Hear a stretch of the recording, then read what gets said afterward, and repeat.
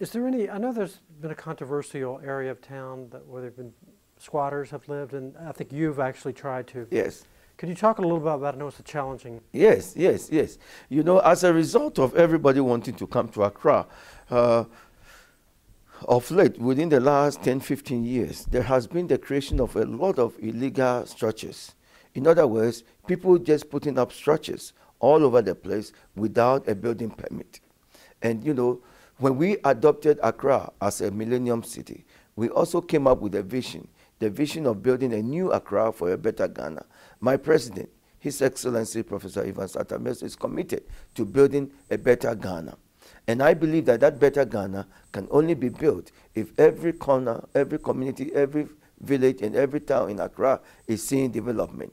And so there is the need today, under our vision of a new Accra for a better Ghana, fixing, connecting into the better Ghana agenda by the president, that we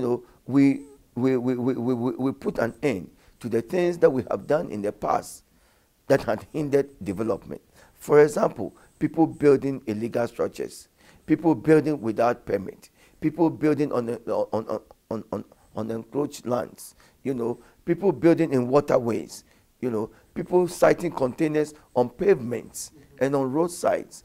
All of these things have to be brought to an end. It should become a thing of the past, and then make sure that we introduce and implement and ensure that standards which are on the bylaws or on the laws of the country are observed and maintained. It is only when we do these things, then we will have that new Accra for a better Ghana that we want to build. It is only when we do these things that we will have the modernized society that we want to create. So yes, there are squattering activities all over the place. There are market activities on the streets, the hawking activities on the street, and we are endeavoring and working on that every day to eliminate all these situations, because these situations are a hindrance to development. Are the courts giving you a hard time? Have you been? No. The courts have been very supportive. Yeah, the people who have violated our rules, the bylaws, and things like that, if we want to prosecute, yeah, the courts have been very supportive. So what is your problem in clearing them out of there? Is it just a matter of time that it takes, so many of them that it takes a long time to? Well, no, I think it takes a leadership. It takes a leadership. It takes a commitment to ensuring that we maintain standards. It takes a leadership to ensuring that law and order is observed. It takes a leadership to saying that indiscipline we will not tolerate. We want to be a community that ensures and want to do the right thing. Where do you put the people once they're out of the squatters area? Do you have to have housing for them? Well, for example, the squatters, government does not owe them a relocation because they have built illegally. Right. They have built at illegal places. Right. It wasn't as if you brought them there. Yeah. Yes. So they chose to come to those places and build illegal structures. Now, the second point we have to make also is that government is committed to upgrading the communities, the slums. So that government is doing, and government will continue to upgrade the slums. But the illegal structures, those are areas that are not defined for development. Those are areas that nobody has passed any permit for structures to be built. So if you have gone to build, those are illegal structures. And for an illegal structure, you cannot turn around 2 years, 10 years, and make it illegal. Are there other issues you'd like to discuss in terms of what Accra is trying to do? Yes. One of the issues that I really want to talk about this afternoon is that, Accra, under the theme of a millennium city, one of the areas that is of challenge to the city is the fact that we have 170 children who are 170,000 children who are registered to go to school in Accra in the primary level, the basic level of education. Of the 170,000 children, about 10,000 of them are kindergarten levels. So that leaves us with 160. With the 160 students, we can only provide full-day education, 8 hours of education for only 89,000. There is the balance of balance of 71,000 without a full day education. They attend the shift system of education. And that shift system of education have not been very productive of late. It has outlived its standards, you know.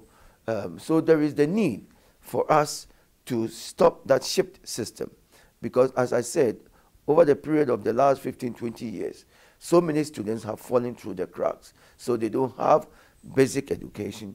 They have not acquired any skills to be productive citizens. So if one went to Accra, you will see them on the streets corners selling and engage in commercial activities. Okay? So I'm saying that it is important to end the shift system. The shift system where children use the same classroom. A set of students use it in the morning, 4 hours, and then another set of students come and use it in the afternoon for another 4 hours.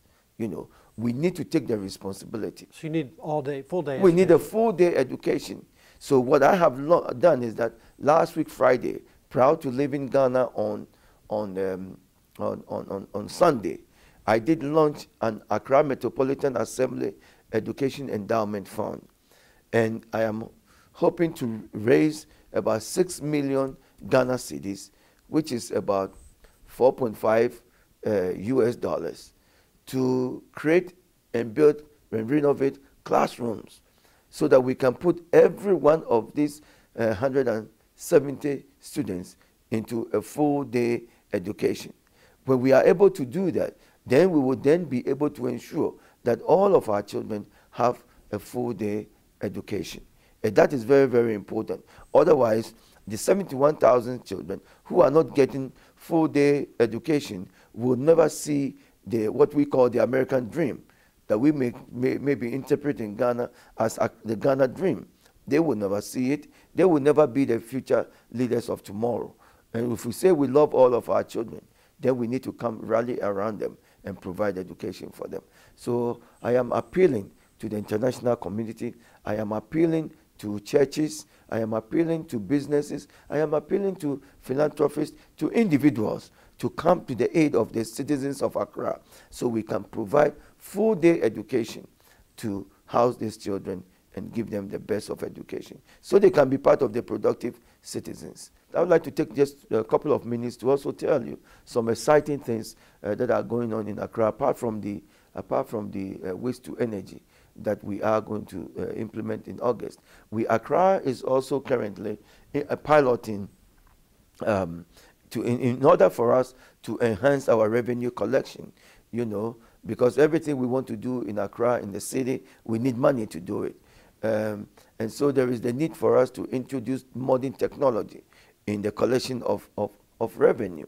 And so what we have done is currently piloting street naming and house numbering activities so that we can have the data of every building in Accra, all the business entities and all the private homes, so that we can collect the necessary revenue that we want to collect. We also want to use that facility to introduce GPS system in Accra for emergency services and for, you know, ambulance services, you know. So we want Accra to be a community where, you know, we begin to enjoy some of the nice and modern facilities that exist in every modern city in the Western world.